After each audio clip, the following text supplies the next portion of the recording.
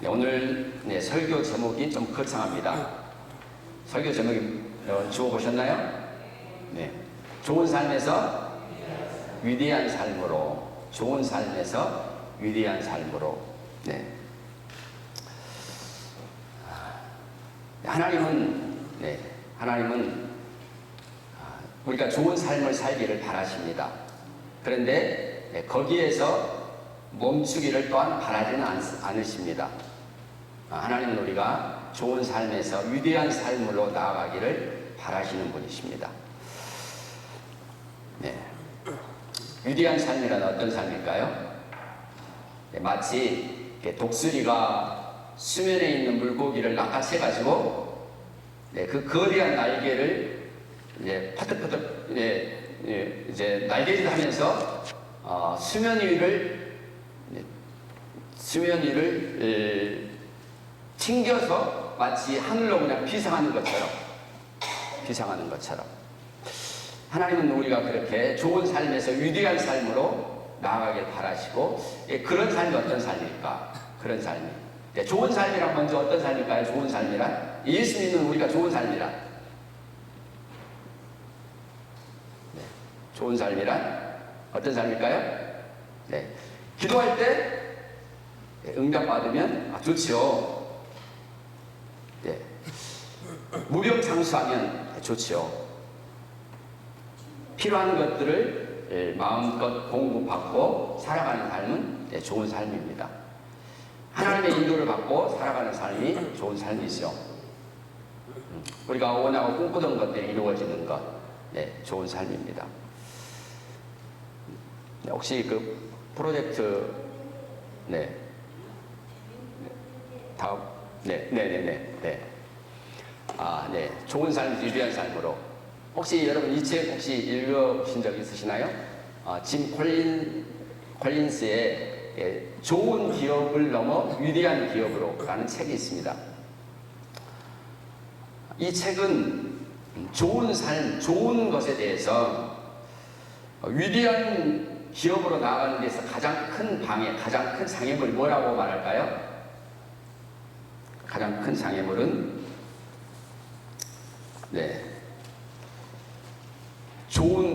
좋은 것은 위대한 것으로 나아가는 데 있어서 적이다라고 이분은 조금 강하게 좋은 것에 대해서, 좋은 것에 만족하고 거기에 머무는 것에 대해서 강하게 비판적으로 말했습니다.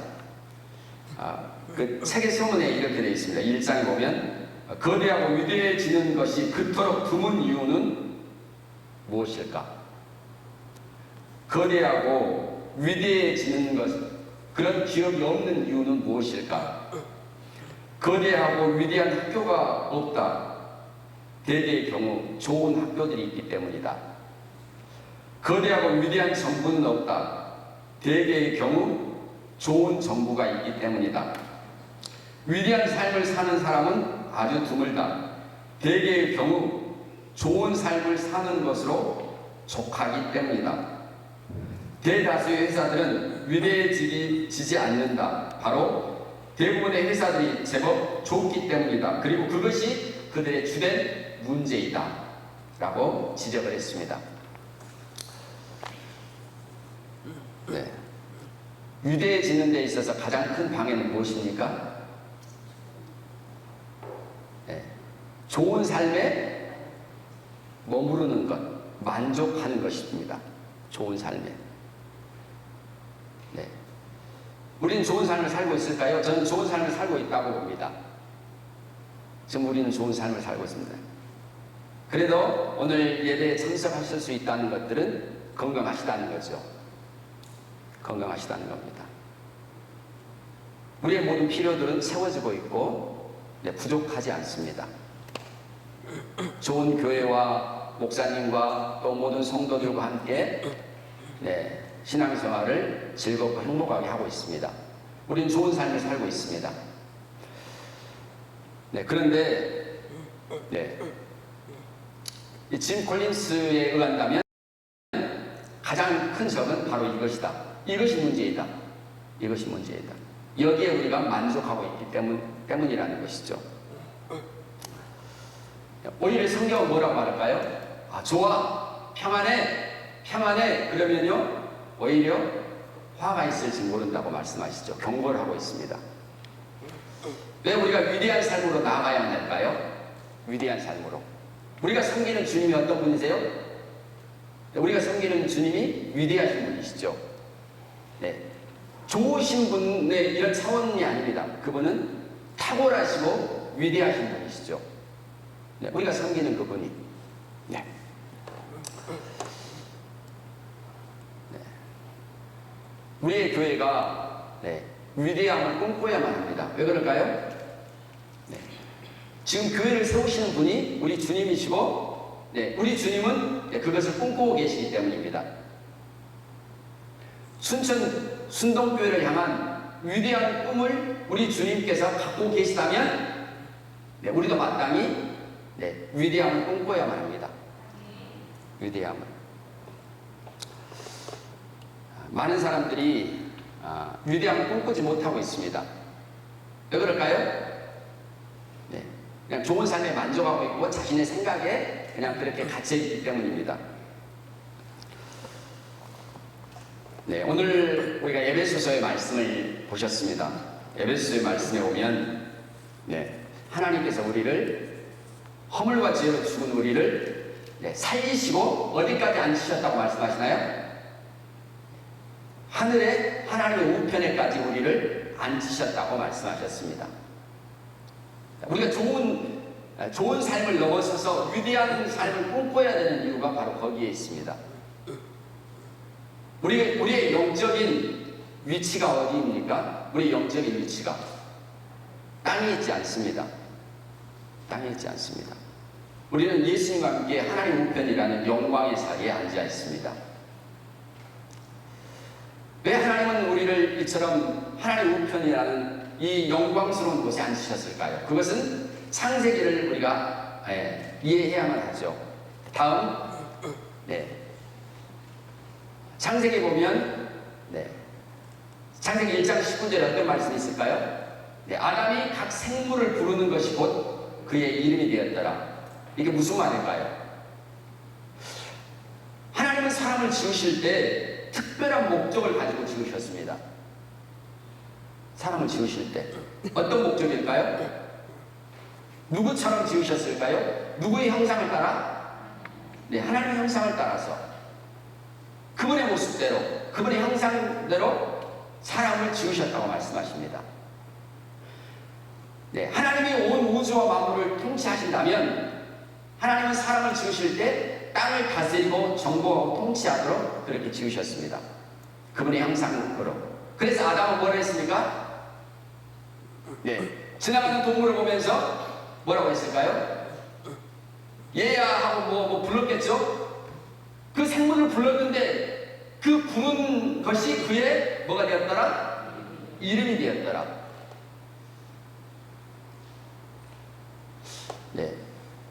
이 말씀을 어떻게 이해할까요? 마치 이런 것 같을 것입니다. 하나님께서 어느 날 하나님을 알기 이전에 아브라함이 이전의 이름이 뭐였습니까? 아브람이죠. 아브람. 그런데 이제 하나님께서 그에게 어떤 이름을 주십니까? 아브라함이라는 이름을 주십니다. 열국의 아버지. 하나님께서는 아브람을 아브라함이라고 부르셨습니다. 그리고 하나님이 그렇게 부르는 순간 아브람은 열국의 아비가 된 것입니다. 후에 그의 후손들이 이삭과 그리고 이삭의 아들인 야곱이 12족속을 아들을 낳고 그래서 열국의 아버지가 되는 게 아니고 하나님이 아브람을 부르셨을 때 그때 아브람은 열국의 아비가 되는 것입니다. 아담이 생물을 불렀는데 그것이 그의 이름이 되었더라. 참 신비로운 말씀입니다. 우리가 뭔가를 말했는데 말한 대로 된다. 이건 정말 놀라운 것입니다. 그런데 하나님은 원래 우리를 만드실 때, 사람을 만드실 때 그렇게 만드셨습니다. 말하면 말한 대로 되도록. 네, 다음. 네. 이분은 제가 2019년도에 만났던 분입니다. 네, 여기 병원에, 어느 병원에서 전도를 하다가 이분을 처음 만났는데, 이분의 병실에 들어갔는데 이분에게 그 조그만 그 예배상이 있잖아요. 예배상 위에다 성경을 한 세 권이 놓여져 있었고 노트가 놓여져 있었습니다. 제가 처음 봤을 때 이분을 첫 인상이 뭐였을까요? 혹시 이분 이단 아니야? 왜냐하면 사실 교회 안에서 그렇게 공부하는 데는 거의 없잖아요. 막 성경 세 권을 펴놓고 공부를 하고, 혹시 이단 아니야? 하고 이제 접근을 했습니다. 접근했는데 이단이 아니고 정말 이분은 하나님을 사랑했던 사람이었습니다. 네, 이분은 요수에 사시는 분이신데 조 형제입니다. 조 형제인데 이분은 그 전립선 암 수술 후 회복하는 과정에 계셨습니다. 이분과 이제 첫 만남을 갖고 한 번, 두 번, 세 번, 한 네 번 정도 마지막으로 뵀던 것이 네 번째였을 겁니다. 일주일에 한 번씩 갔었는데, 네 번째 갔을 때 이분에게 제가 물었습니다. 하나님께 어떤 소원이 있다면 당신의 소원을 한번 말해 보십시오. 당신의 소원은 무엇입니까? 라고 질문을 했습니다. 제가 질문했을 때 이분은 생각하지도 않고 바로 저는 한 달 안에 복직하는 것입니다. 라고 너무나도 당당하게 얘기를 하는 겁니다.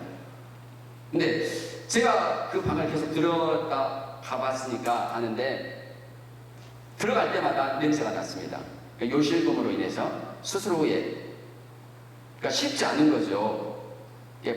복직에서 이렇게 생활한다는 것이 쉽지가 않은 일이었습니다.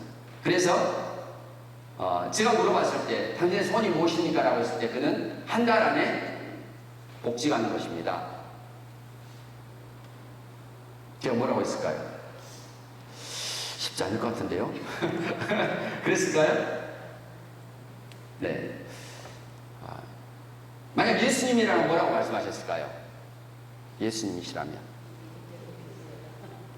네. 아마 내 믿음대로 되라고 말씀하셨겠죠. 제가 이번에 이런 믿음의 고백을 듣고서 제가 했던 말은 그랬습니다. 조 형제는 한 달 안에 복직할 것입니다. 그리고 제가 축복 기도를 해드렸습니다. 그리고 다음에 갔는데 보이지 않았습니다. 그리고 몇 달이 흘렀습니다. 몇 달이 흘렀는데 어느 날 카톡으로 이분에 대해서 이분이 카톡으로 저에게 보냈습니다. 목사님, 연락이 늦어서 죄송합니다. 제가 그때 목사님이 기도해 주셔서 한 달 안에 복직했습니다. 그리고 지금 회사 잘 다니고 있습니다. 목사님 감사합니다. 이런 연락을 받았습니다. 원래 하나님이 사람을 만드실 때 아담이 말하면 뭐라고요? 아담이 그 생물을 부르는 것이 그의 이름이 되었다고 말씀하셨습니다. 원래 하나님께서는 우리가 말하면 말한 대로 되도록 하나님은 꿈꾸셨고, 그래서 우리의 뭘 만드셨습니까? 입을 만드신 겁니다. 우리의 입이 밥만 먹기 위해서 만들어진 것이 아닙니다. 하나님은 그렇게 사람을 지으셨지만 사람은 오늘 에베소서에 있는 것처럼 어떻게 됐나요? 사람은 사단의 말을 듣고서 먹지 말라는 선악과를 따 먹음으로 인해서 사람은 죄의 종이 되어버렸습니다. 사단에게 매인바 되었습니다. 그래서 오늘 에베소서에서 뭐라고 말씀하시나요? 다음 넘겨보시면 아담이 타락했죠. 그래서 그는 허물과 죄로 죽었던, 아담만 죽었나요? 아담 안에 있는 모든 후손들은 허물과 죄로 죽게 되었습니다. 허물로 죽은 우리를 성경은 하나님께서 예수님을 우리에게 보내주시고 또 그분 안에서 우리를 살리셨다고 말씀하셨습니다. 아담의 타락과 하나님의 해결책, 하나님의 해결책은 예수님 안에서, 그리스도 안에서 이루어졌습니다.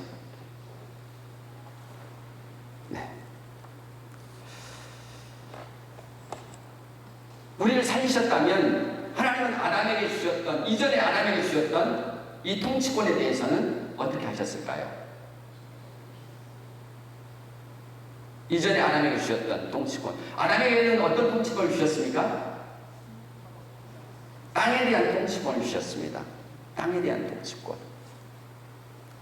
둘째 아담이신 예수님께서 오셔서 이제 그분은 우리를 대표하시기도 하시고 그분은 또한 새로운 피조물의 머리가 되시기도 하십니다. 이전에는 하나님의 아들과 딸들이 없었지만 예수님이 이제 맏아들이 되셔서 새로운 하나님의 아들과 딸들, 예수님과 함께 새로운, 어떻게 보면 새로운 종이 생긴 겁니다. 새로운 종, 하나님의 종, 하나님의 아들들이 생긴 것입니다. 하나님을 아버지로 부를 수 있는. 우리는 새로운 피조물인 우리는 무엇을 받았을까요? 아담은 땅의 권세를 받았습니다. 땅의 권세를. 그러나 그것을 사단에게 내어주고 말았지만, 둘째 아담이신 예수님을 통해서 우리가 받은 것은 무엇일까요? 에베소 2장에서는 우리가 그분과 함께 살리심을 받았고, 그분과 함께 일으키심도 받았고, 그분과 함께 어디에 앉혔다고요? 하늘의 하나님 우편에 앉혔다라고 말씀하고 있습니다.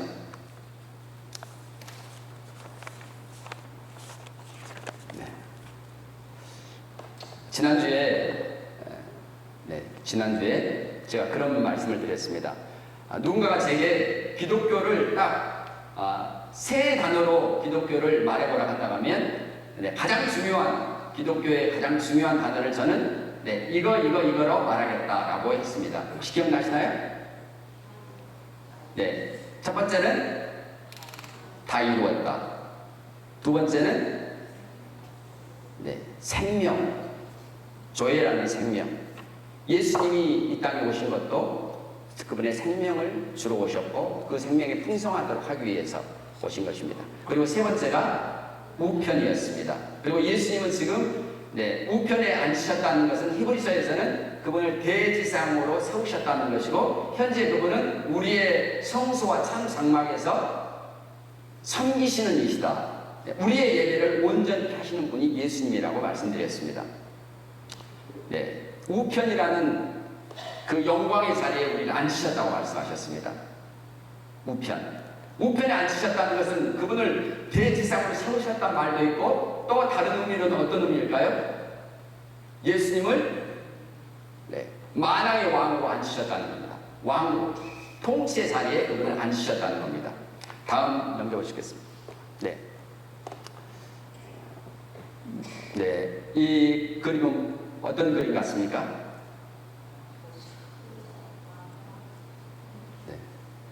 혹시 이집트 성지순례 다녀오신 분은 알 수 있습니다.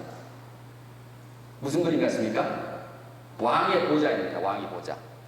저 보좌는 모세 이전의 왕인 이름을, 그분의 이름이 투탕카멘이라는 이 바로 왕의 무덤에서 5,000여 점의 유물들이 도난당하지 않고 그대로 발굴되었습니다. 그리고 그 바로가 앉았던 그 의자, 보좌입니다. 제가 성지순례 갔을 때 저희 가이드가 이제 2층에가 이 유물들이 전시되어 있는데 1층을 둘러보고 2층에 올라가서 이 유물들을 이제 안내해 주었습니다. 그리고 가이드는 안내해 주면서 계속 앞으로 나아갔고 우리 일행도 들으면서 앞으로 나아갔습니다.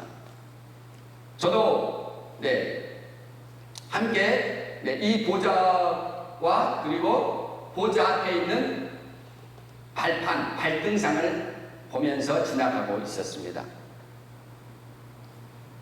그런데 제 시선이 갑자기 멈추었습니다. 어디에요? 어디에 멈추었을까요? 보좌에 멈춘 게 아니고 그리고 보좌 앞에 놓여져 있는 발등상에게, 발판에게 제 시선이 멈추게 된 겁니다. 예전에 성경에는 발등상이라고 표현되어 있습니다. 제 시선이 이 발판에 고정되었고 그 발판을 보는 순간 제 안에 그 전율이 느껴졌다고 할까요? 발판이 어떤 의미일까요? 그리고 발판에는 무슨 그림들이 그려져 있었을까요? 발판에는 주변 적국의 왕과 군인들이 그려져 있습니다. 그리고 거기 안에는 또 그들이 왕 앞에 굴복하는, 무릎 꿇는 그런 그림들이 그려져 있습니다.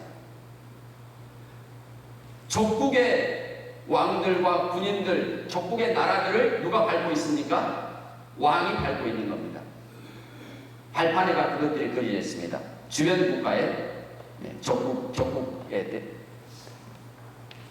제가 이 발등상을 보면서, 물론 그때 이제 주님이 주신 은혜였죠. 그날 저녁에 이제 첫날이었습니다. 성지순례 첫날이었는데 제가 그런 고백을 했습니다. 함께 하루를 돌아보면서 소감을 얘기할 때 저는 오늘 바로 이제 성지순례를 마치고 돌아간다 하더라도 전혀 아쉽지 않을 것 같습니다. 왜냐하면 제게 이것은 너무나 크게 다가왔기 때문에 그렇습니다. 네, 이제 퀴즈를 하나 내겠습니다. 구약에서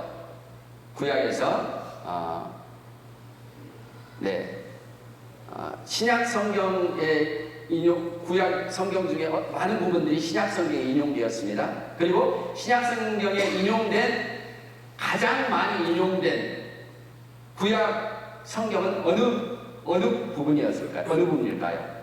어느 말씀이 신약 성경에서 가장 많이 인용되었을까요? 네, 거의 중간 정도 보면 시편이 있습니다. 그리고 시편 안에가 있습니다. 시편 몇 편일까요? 1편일까요? 아니면 23편일까요? 여호와는 나의 목자시니. 네. 네, 다음 넘겨보시죠. 이 시편 110편 말씀이 가장 많이 인용되었습니다. 19번이 인용되었습니다. 19번이. 한번 읽어보겠습니다. 여호와께서 내 주에게 말씀하시기를 내가 내 원수들로 내 발판이 되게 하기까지 너는 내 오른쪽에 앉아있으라 하셨도다. 아멘. 복음서든 서신서든 이 말씀이 인용되고 있습니다. 이 말씀이 시편 110편 말씀이, 이 말씀이 그렇게도 중요한 말씀이었을까요? 네, 그렇습니다. 그래서 신약에 그렇게 많이 인용되었죠. 예수님을 하나님 우편에 앉으셨다는 것이 어떤 의미인가? 하나님 우편에 앉으셨다는, 보좌에 앉으셨을 때 무엇을 밟고 있습니까? 발판을 밟고 있습니다. 왕은 발판을 밟고 있습니다. 그 발판에는 모든 원수들이, 적국의 나라들이 그려져 있습니다. 하나님께서는 그리스도 안에 있는 우리, 둘째 아담을 통해서, 아담이신 예수를 통해서 우리가 받은 영광스러운 그 위치를 오늘 에베소서 2장에서 말씀해 주고 있습니다.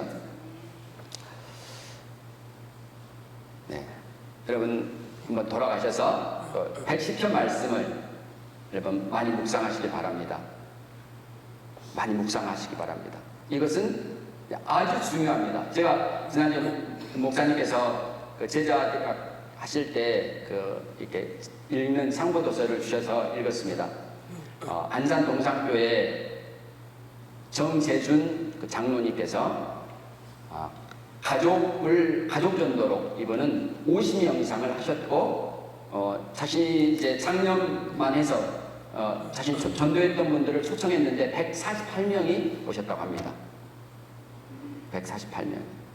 근데 이분은 어떻게 전도했을까요? 제가 읽는 중에 이분은 이제 전도할 대상이 있으면 반드시 가족이나 자녀들이나 이름을 반드시 적고 기도합니다.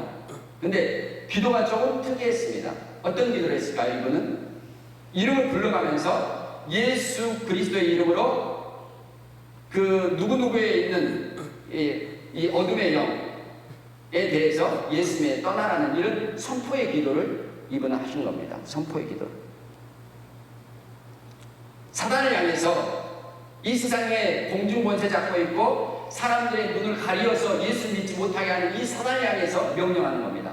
그래서 이분은 그것을 선포기도라고 말씀하고 있습니다. 선포기도.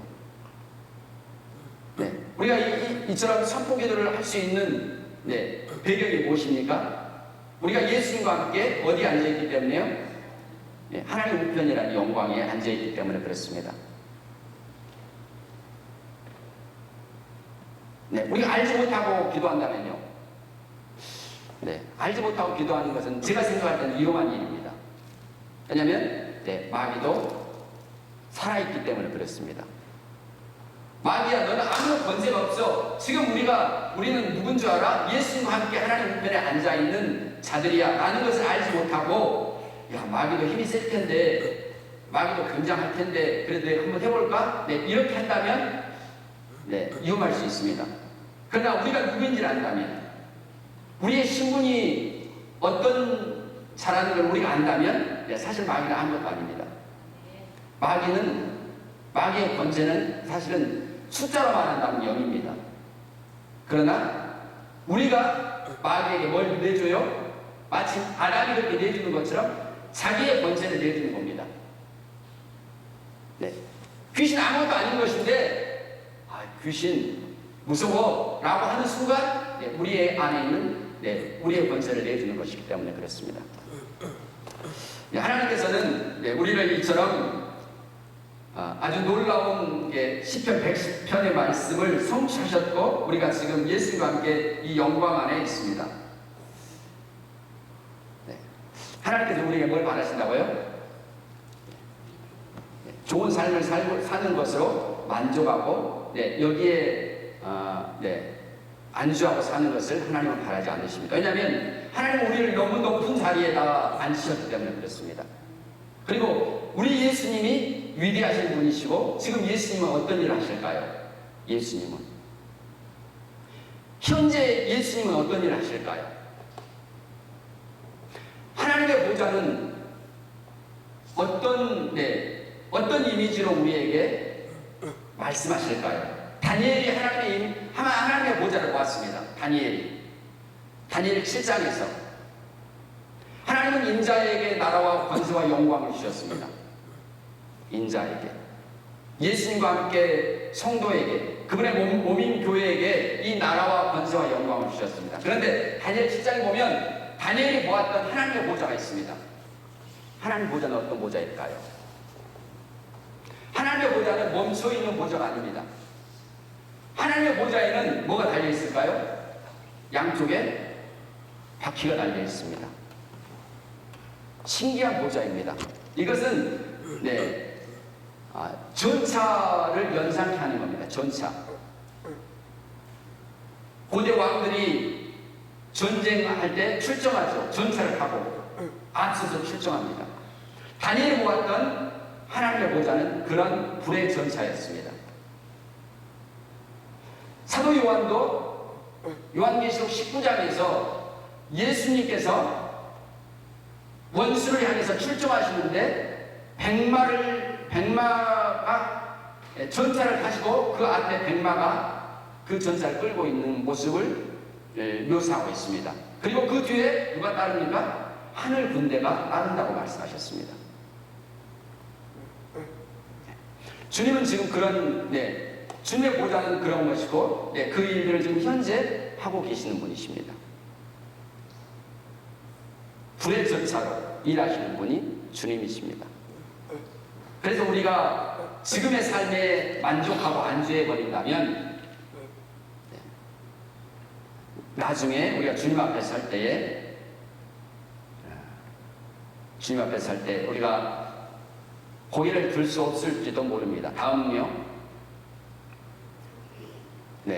에베소서 말씀 한번 읽어보겠습니다. 또 모든 것을 그분의 발 아래 두셨으며 그분을 모든 것 위에 머리가 되게 하사 교회를 위해 주셨느니라. 교회는 그의 몸이니 곧 모든 것 안에서 모든 것을 충만케 하시는 분의 충만이니라. 네, 제가 킹 제임스 버전을 인용한 것은 교회를 위해라는 표현이 이 킹 제임스 버전에 있었기 때문에 이 버전을 인용한 것입니다. 교회를 위해. 예수님을 하나님 우편에 세우시고 그분의 발 아래 모든 것을 주셨는데 결국은 교회를 위해서라고 말씀하십니다. 교회를 위해서. 우리를 위해서 예수님은 죽으시고 부활하시고 하나님 우편에 앉히시고 이 영광 가운데 있다는 것입니다. 교회를 위해서. 교회를 위해서. 그래서 우리는 더 나아가야만 합니다. 다음 그림이요. 그래서 하늘에 앉히시고 다음 마지막 그림입니다. 언제입니까? 혹시 여러분 이 그림 언제 사건이었을까요? 9.11 테러가 일어났을 때입니다. 9.11 테러가 일어났을 때 수많은 사람들이 죽었습니다. 수많은 사람들, 수천 명이 죽었죠. 쌍용 빌딩이 무너지면서 항공기가 그 건물에 충돌하였고 수많은 사람들이 이제 그 건물에서 탈출을 시작했습니다. 엘리베이터가 더 이상 가동이 안 되기 때문에 계단으로 탈출하기 시작했습니다. 그런데 이 그림에 보시면 많은 사람들이 계단으로 탈출하고 있는 그 행렬 속에 거슬러 올라가는 사람들이 있었습니다. 근데 왜 올라갈까요?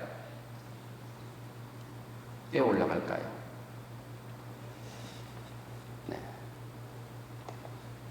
거기서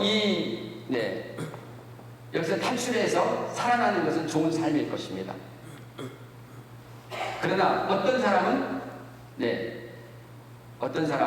더 위대한 삶을 살기로 작정한 사람들도 있습니다.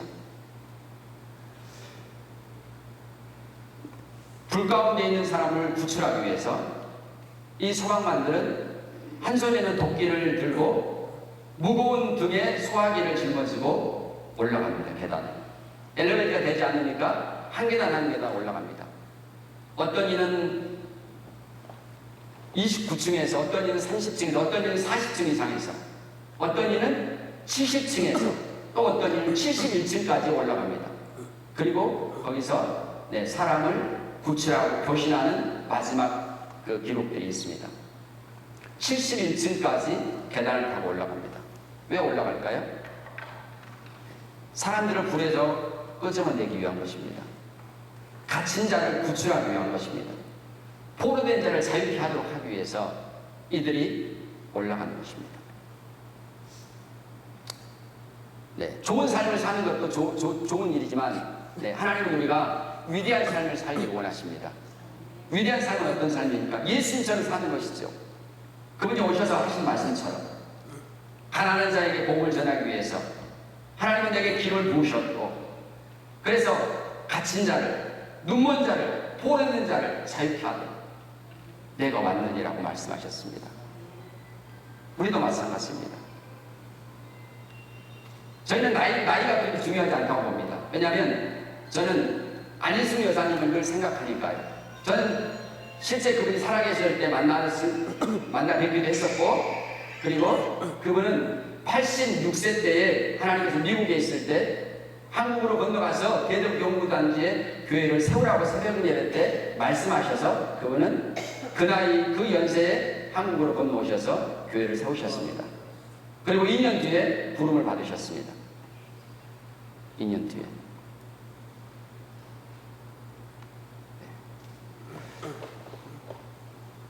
이 소방관들 343명이 건물이 무너지면서 함께 순직하셨습니다.